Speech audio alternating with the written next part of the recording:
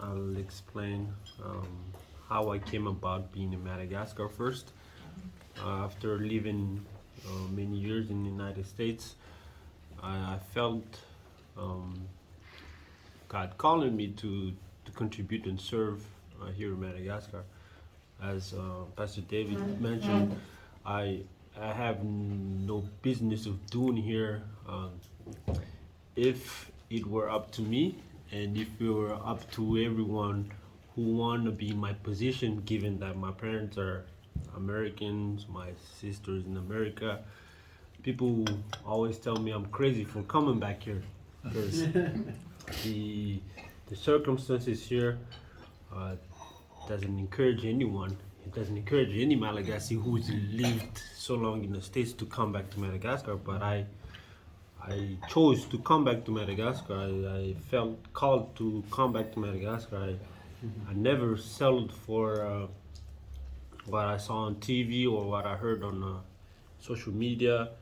And it was never my goal to just listen and comment and uh, be over emotional about it. My passion was always to find a way.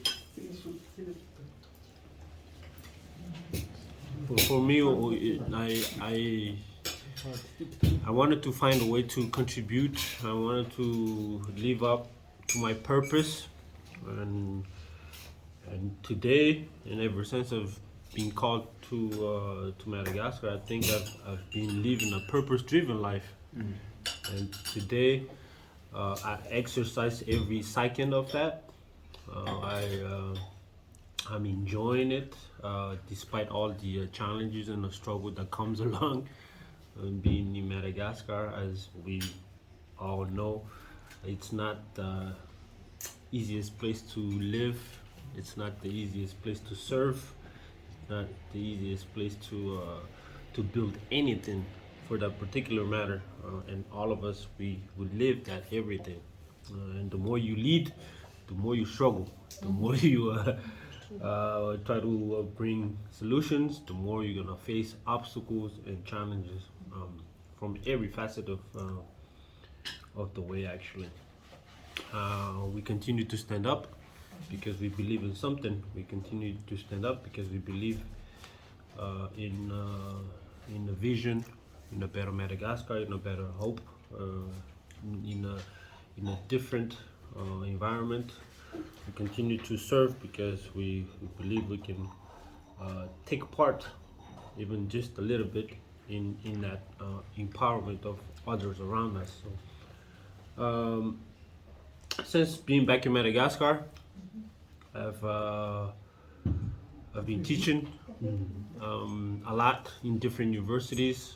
Currently, I'm one of the lead instructor in emotional intelligence at the University of Tananarivo, at the psychology department, social social and intercultural psychology at the university. And I particularly serve and utilize this gift that has been granted to me in terms of emotional intelligence.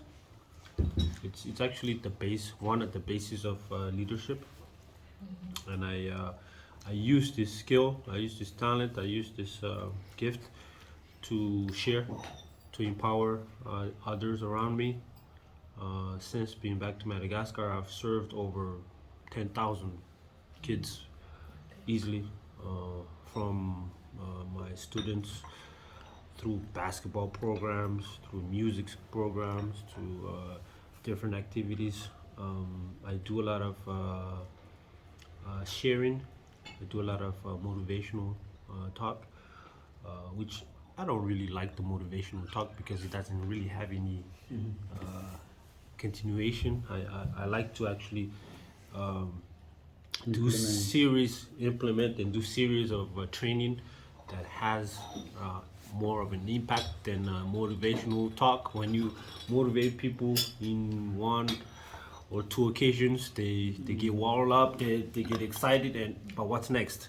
So I moved on from doing motivational talk to focusing on concentrated groups, and today those concentrated groups have came from different associations that serve women, single women, victims of sexual abuse, victims of domestic abuse, victims of all kinds of psychological, financial abuse.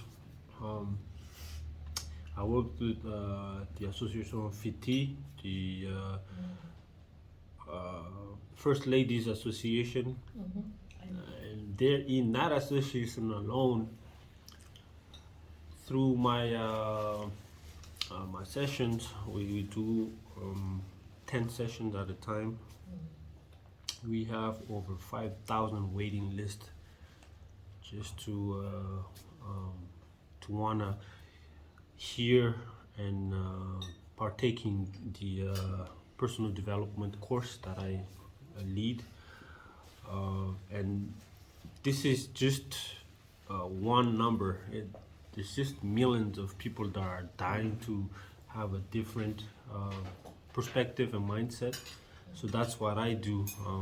I used to be very busy running around in different places and trying to help everybody, but I figured that really does no good because I'm extracting my time that doesn't have any impact. So I shifted toward focusing on the different groups. So I'm now right now as we speak, I'm serving with a center that gives the training for sexually abused and single mom victims. I've been accompanying them for almost 2 months now, once a week, twice a week sometimes when I can. And all the work that I do is really, it gives them reinforcement in the mindset. I can't, and I stop giving and helping financially because there's just too much to do. Rather, I wanted to equip the beneficiaries with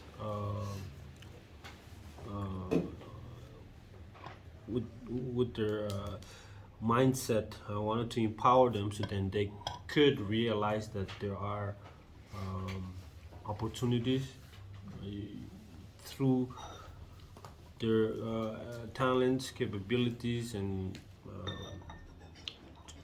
through themselves. They can still create opportunities. They can still find hope. They can nurture that hope, nurture their abilities, and they can make it through anything. So I focus a lot on emotional intelligence to do that work all over Madagascar, and that's what I've been doing. Currently, I also serve as the marketing and partnership manager for the Federation of Basketball, to which we have 20,000 licenses, over 20,000 licenses. Apart from trying to take care of our basketball team, our Ankwai team, I'm actually, humbly I can say, I take part of being behind all of the successes that we have today. Recently, we've made to 3 World Cups. Never been seen in Madagascar in terms of accolades. Within 4 years of being part of that federation, we've now reached the top. Just yesterday, the 3-on-3 basketball men just came back from the World Cup. In 2 weeks, I'm headed to Debrecen, Hungary, to lead the U19 team to represent Madagascar at the World Cup. So there's a lot of work that I do with youth as well through basketball. It's never an easy task, as we all know, but whatever I can give, whatever I have, I share with the people around me, following my purpose and my passion. My passion are basketball, music, and education. So everything I do revolves around those activities. Everything I touch, everywhere I go, I try to just bring a little light to the people around me. It's never an easy task. We all know that. The more you do, the more people find ways to drag you down. The more people try to question what you do and the purpose of your intentions and all of that.